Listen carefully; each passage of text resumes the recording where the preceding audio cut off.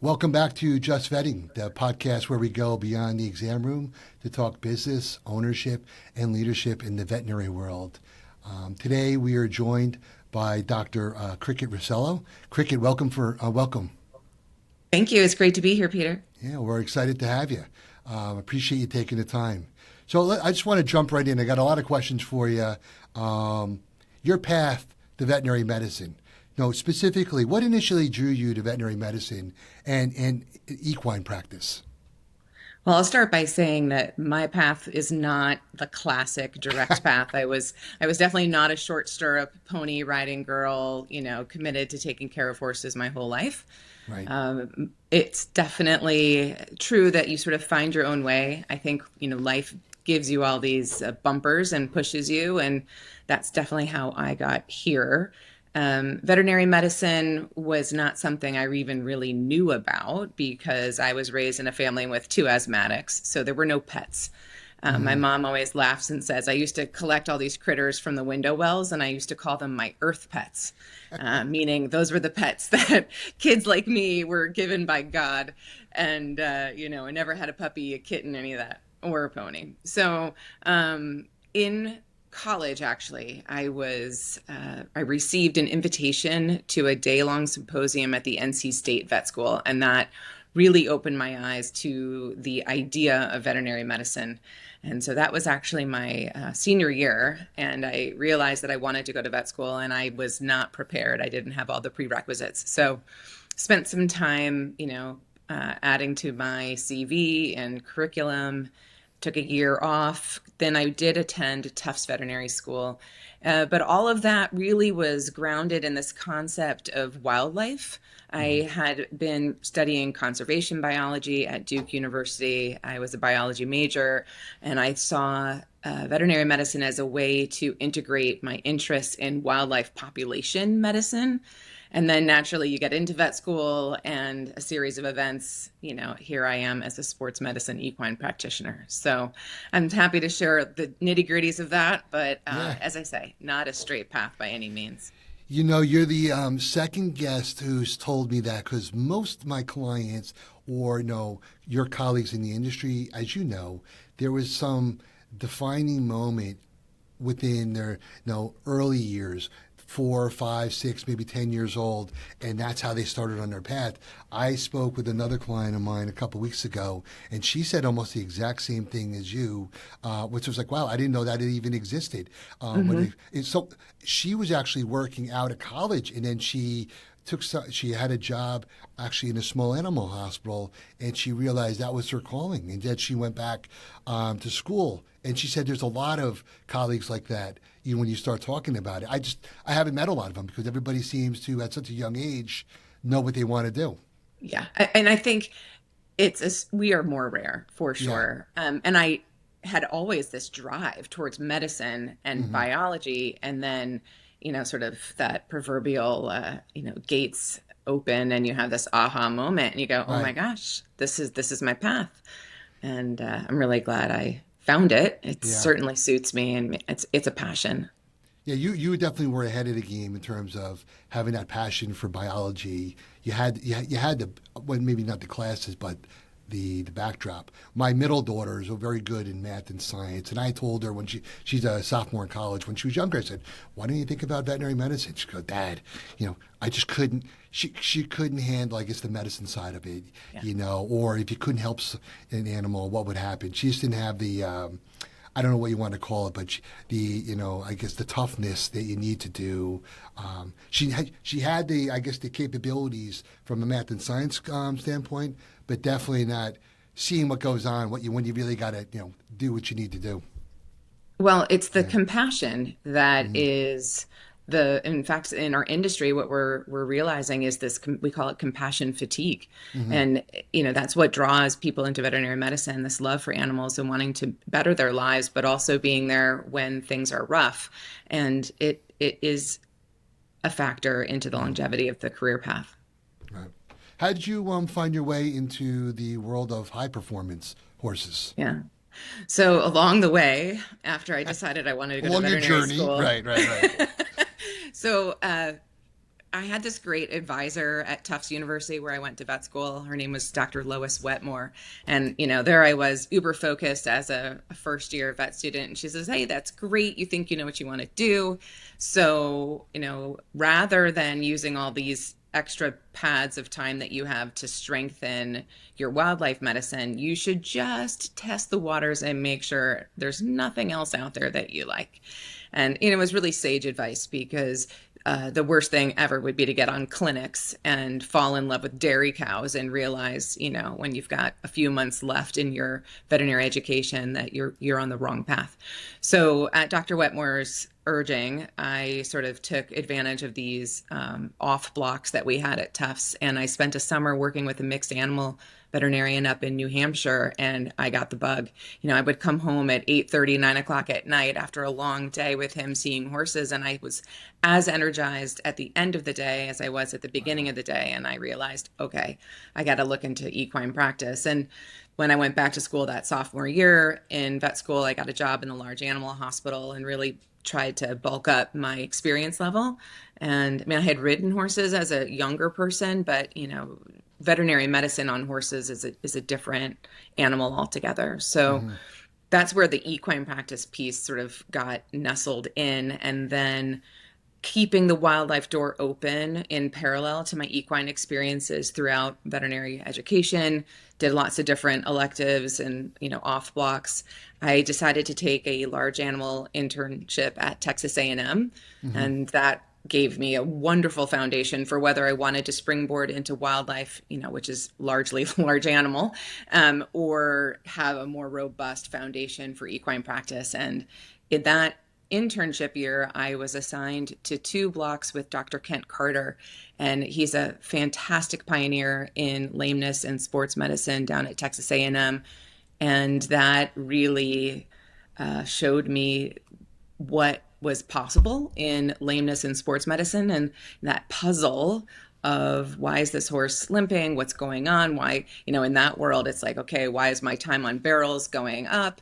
Really being able to integrate the diagnostic imaging with the blocking and all of the anatomy. I don't know. It just, for me, it's like this jam that makes me hum. So that's where I figured out sports medicine was my path. And I, again, it's these sort of bumpers that push you in one direction or another. I randomly called Fairfield Equine when I was in Texas because we had this case that came in, and there was a question about import export. And one of my veterinarians said, call Fairfield. They do tons of import export. They'll know the answer to this question. And then sort of as an aside, she said, and while you're on the phone, ask them for a job. And so I did. I was, there on the phone. I remember who I spoke to, and Right. I said why I was calling. She got me the answer, and I said, do you have any positions open? And she said, we don't, but let me take your name and number. And by the end of the week, I was on the phone with the then managing partner of Fairfield, Mark Baus, and he said, I think we need to put you on a plane and bring you up here. And there was no job. They had just hired somebody else, but they had me come interview anyway. Mark sort of sat down with his partners, and they decided to take a risk and add a second position. And I stayed at Fairfield for 13 magical years, working on my skills as a sports medicine practitioner, along with being a general practitioner. It sounds like he's a very smart guy. Our senior partner, Barry Mandelbaum, who's still here, his father founded our firm.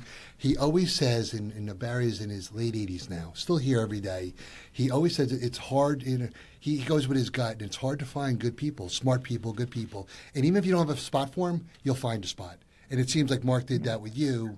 You may not have had a spot, but he's like, hey, I got to find a spot for this person, and went with his gut. And 13 years later, it worked out for him. That's great.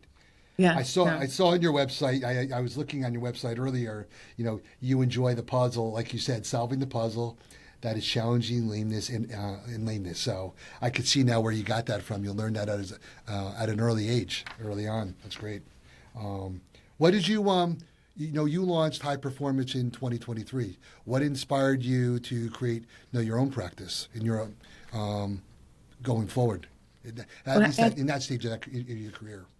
yeah, it took me a while to feel like I had enough of a foundation to have my own practice. I was really fortunate to work with so many great sports medicine mentors throughout, my time at Fairfield, later my time at Virginia Equine Imaging, and building my own network of resources and developing those relationships with colleagues. Finally, I just, I looked at sort of where I was with my family and recognized that I could take that leap of faith and do it for myself. And that really has been transformative for my whole family, for my own career.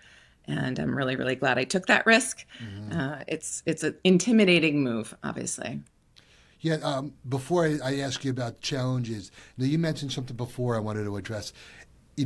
Another common theme I think with a lot of your colleagues is finding a good mentor, and having that mentor, advisor, kind of say, "Hey, take another look at this," and it seemed to set you on your path.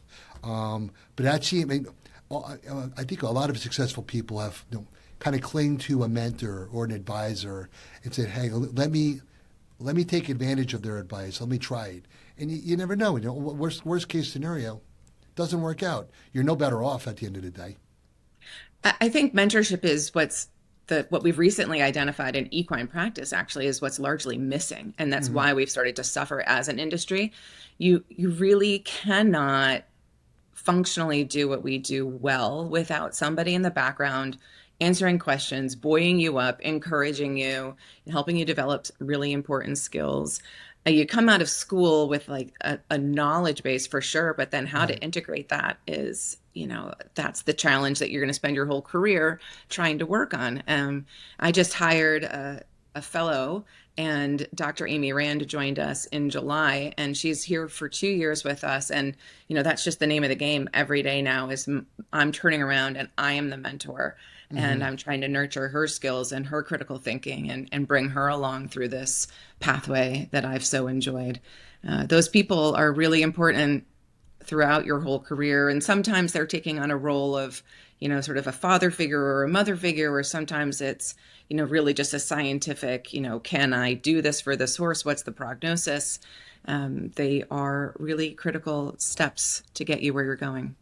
Well, and I completely agree. And I don't think it's, it's industry specific to vet med. I think it's across the board with a lot of industries.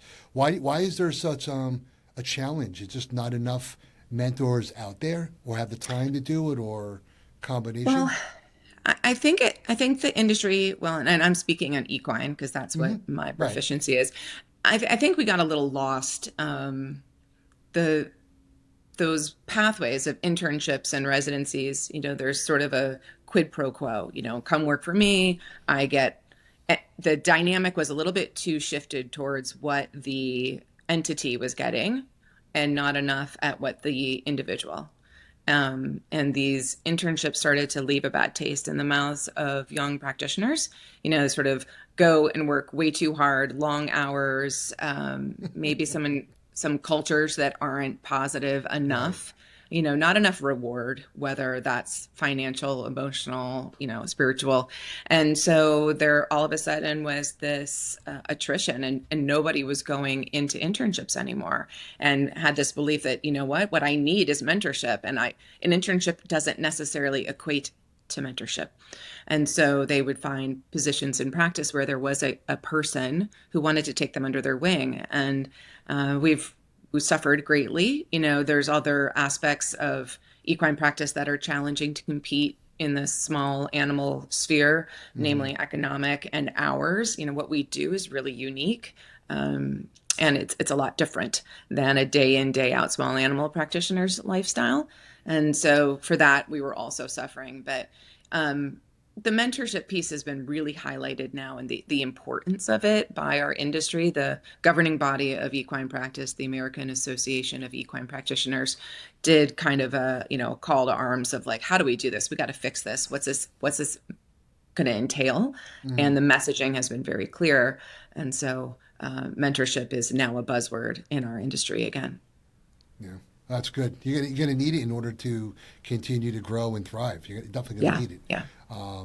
You served as the U.S. Equestrian Team Veterinarian. What was that experience like, and how did that come about? So that came about because of some good mentors. And Dr. Rick Mitchell had been the dressage team veterinarian for at least two Olympic cycles during my time at Fairfield, and I should add that many of the doctors at Fairfield were participating in U.S. vet team roles. There's a show. There's three. Well, I shouldn't. Let me back up and say the U.S. equestrian teams always have a veterinarian supporting the athletes when they go Hmm. into international competition. Okay. And there is like a major team veterinarian that's sort of in the background responsible for the whole program. And then they may not be able to physically accompany every outing. And so they'll name an acting team veterinarian. So because of my overlap with doctors like Carolyn Weinberg and Rick Mitchell when I was at Fairfield Equine, I was afforded the opportunity to rub elbows with people who were in those positions and naming veterinarians.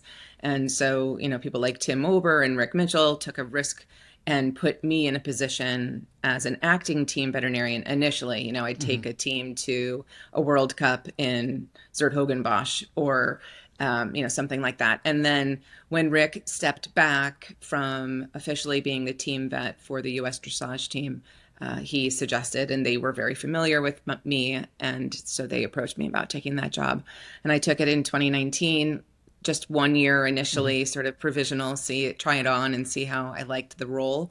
It's really a wonderful thing to do, to stand at the side of the ring with your country and hear your anthem being played, and there's just this surge of pride. And to think about taking my veterinary career international, I mean, literally Right. filled a passport with all of the travel I did on behalf of the US dressage team.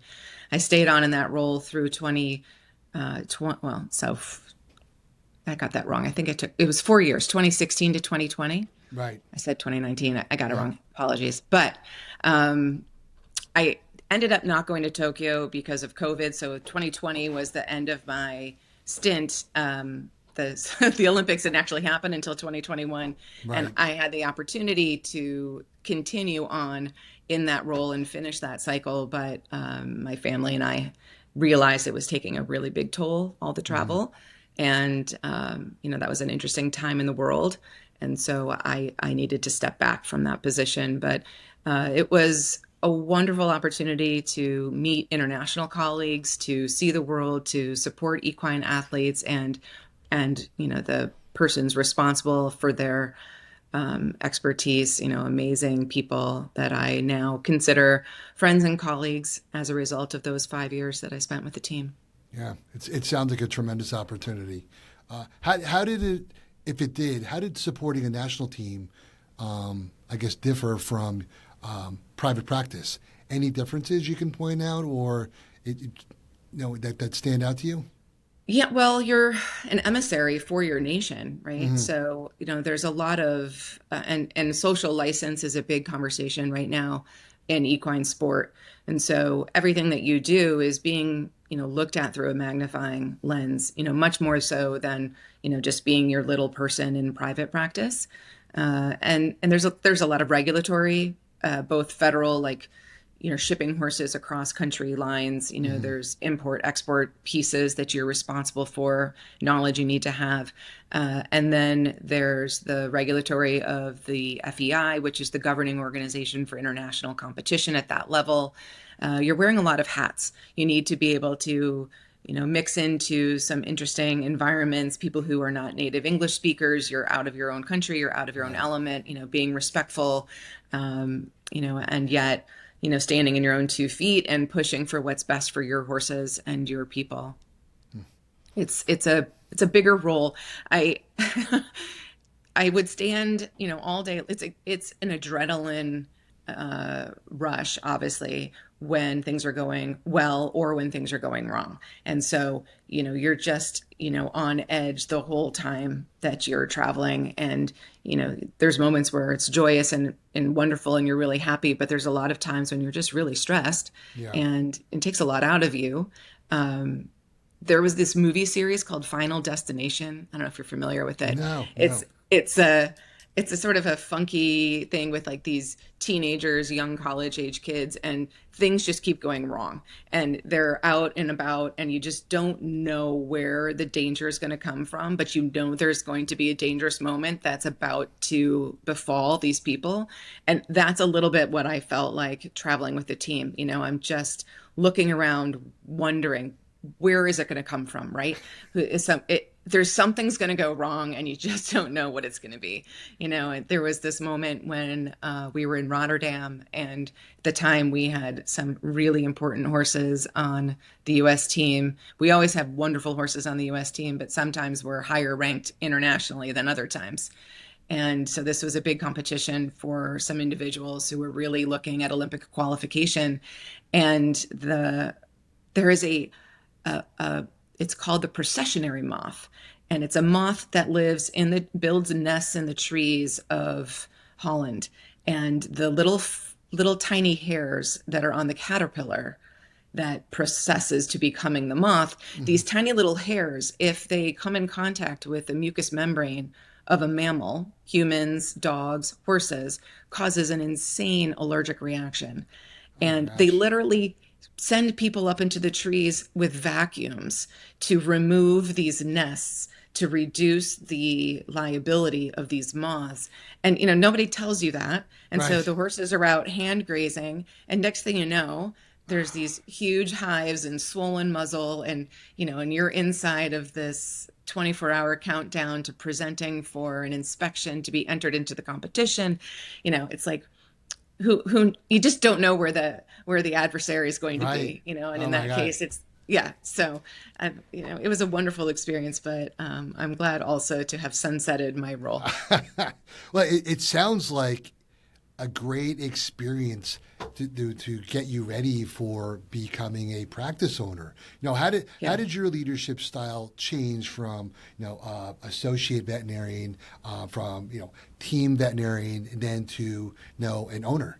I mean, obviously, being that team veterinarian, each one of them provided you experience to where you are now. But how can you pinpoint how your style has changed, or how you're able to deal with like stress in terms of, I guess, as an owner now, I don't know if you can ever rise to a level of that kind of stress that you had, as a team veterinarian, and dealing with those types of issues, especially, you have language barriers and all types of things you can't don't anticipate.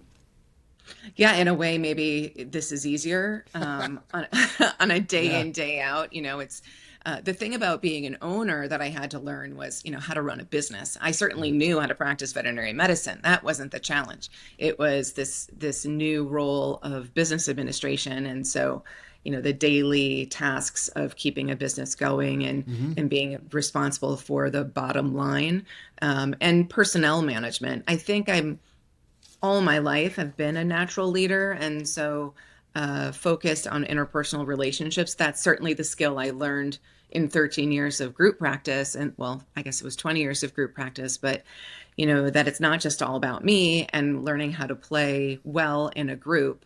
And even now as a practice owner, it's, even though it's my practice, it's not just about me. I really work on a daily basis to make sure that we have a positive culture, that my technical staff is happy, that they're satisfied, that they're getting something out of their daily practice, that, I mentioned that my fellow is satisfied and getting a positive mentored experience.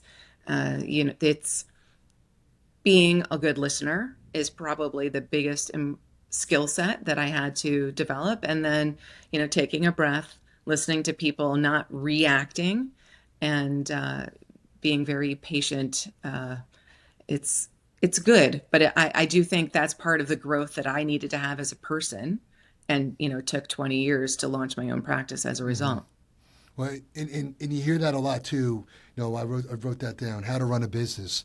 How did you learn that? You basically, you typically get that reaction that you just gave. It's just you kind of learn as you're going, basically. I guess for younger veterinarians listening to us today, what's advice that you would give them in terms of considering ownership somewhere down in their future?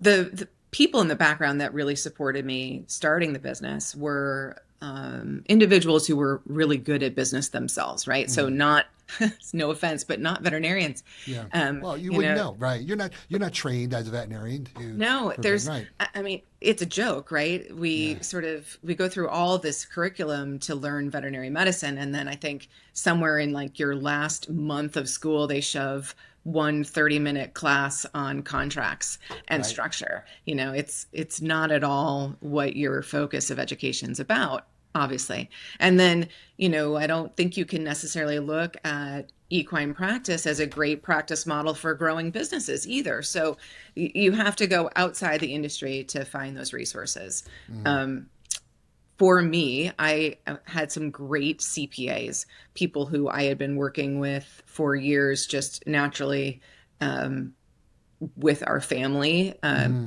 process. My husband has been a business owner, and so our CPA he was huge. I called him first. I said, "Hey, I'm going to start this business," and he helped me really identify some of the very basic, like getting a federal, EIN. Right. Right. Just walking through some of the paperwork of incorporating your business, and so I now have a new CPA, and she's incredible. She sort of he got me to like opening the business, and now she's helping me move the ball forward and really grow the business. So those CPAs are essential, somebody that you like, that you want to engage with because you're talking to them all the time, that you trust, and has enough time for you. And so I really appreciate their role.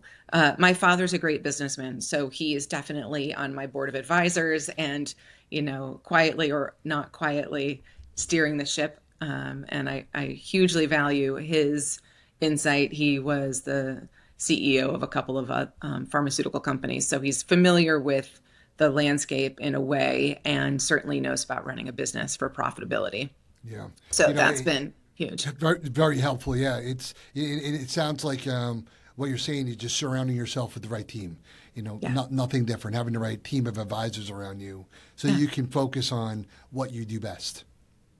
And one more resource that was really, really wonderful that I learned about through the SEPS seminar where I met you, Peter, Hmm.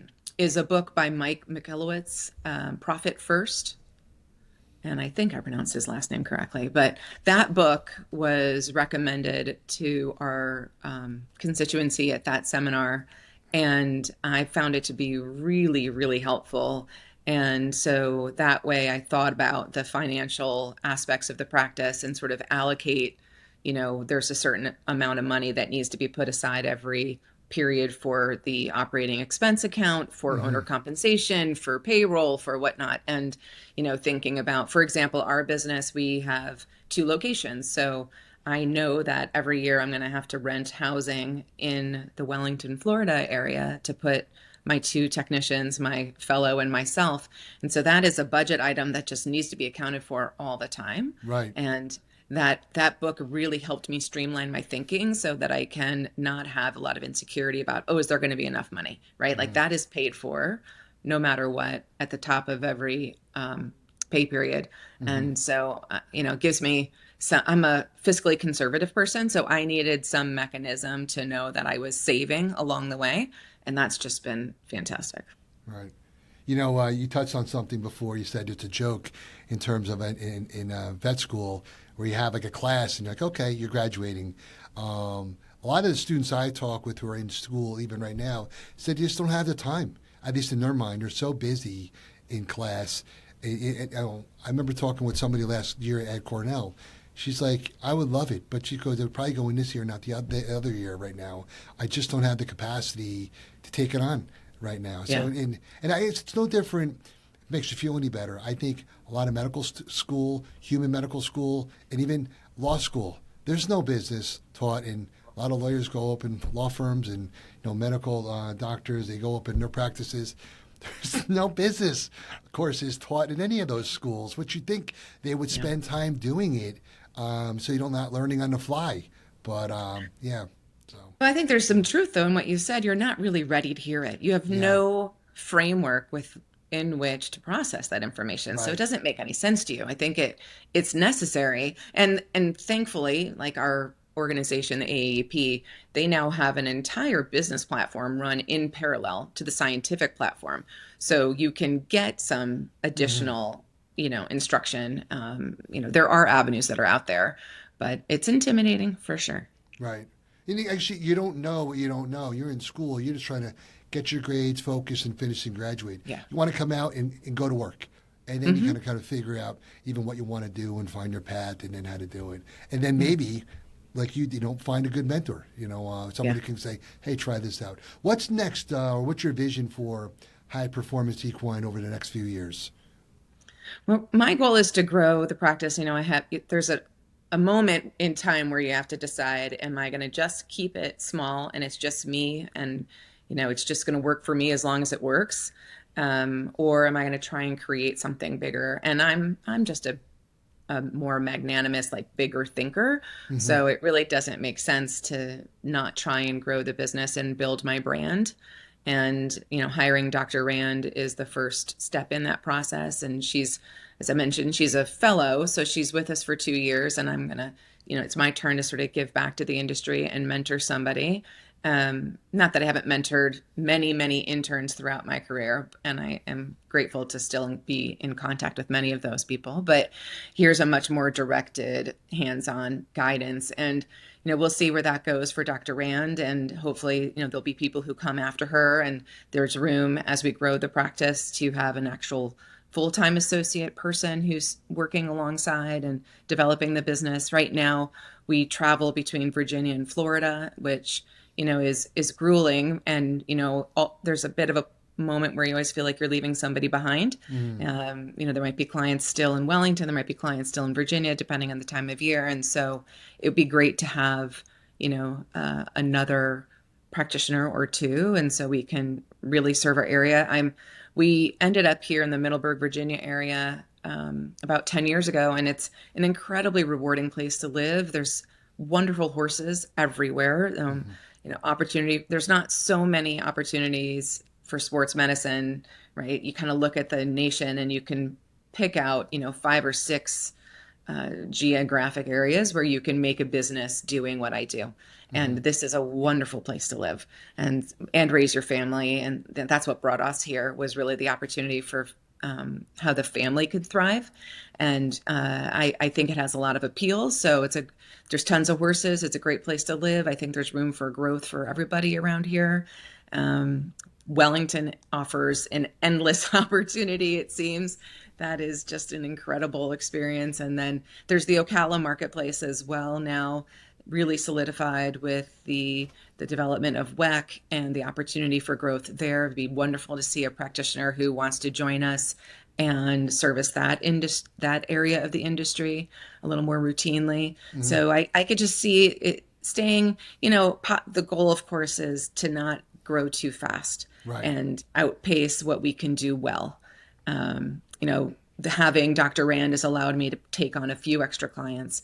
The interesting part of what we do is this relationship that you build between the clients, the professional, the trainer, the barn manager, the horse itself.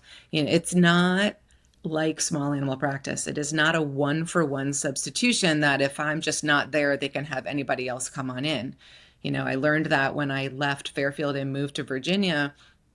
I had this wonderful client who was a professional horsewoman, had been on Olympic teams, and she was like, okay, I get that you want to move, but you can't just leave me, right? Like, in your fingers, you know what my horses' backs feel like, you know what their tendons feel like, you know what's normal for them. And so you know it makes it difficult for you to be Hmm. absent, Right. and so building in some duplicity in our practice is a goal as well, but it has to be done in a slow way Right. where everybody has acceptance and trust. My clients have faith that I'm going to see them through the tough times, and that that means you sort of have a limitation to how much you can open yourself up to. It's not about how many horses I can see in a day. It's about how many horses I can feel really authentically able to care for. It doesn't follow a 9 to 5 kind of schedule. Right, right. Um, yeah, it's the growth part is tricky, right? Because you want to grow, but you want to grow strategically. Because you grow too fast, it's going to become a problem. So yeah, Yeah. it's definitely Yeah. something I think a lot of businesses are challenged with. How can our listeners connect with you or learn more about your practice? We have a website and we've got a social media platform on Instagram. It's at Cricket Russillo. And, I would like to think I'm readily approachable. Certainly my phone number and my email are out there for the world to find. I'm not that secure about that. Um, my I will be speaking at this year's annual convention. I'm on the lameness panel along with some other wonderful colleagues. You can find me really in any of those places. Great. Well, Chris, Cricket, thank you. It wraps up our conversation, and I appreciate you taking the time to join me again on Just Vetting. Thank you for having me. It's been wonderful to talk. Right. Thanks to our listeners for joining, and I'll see you next time.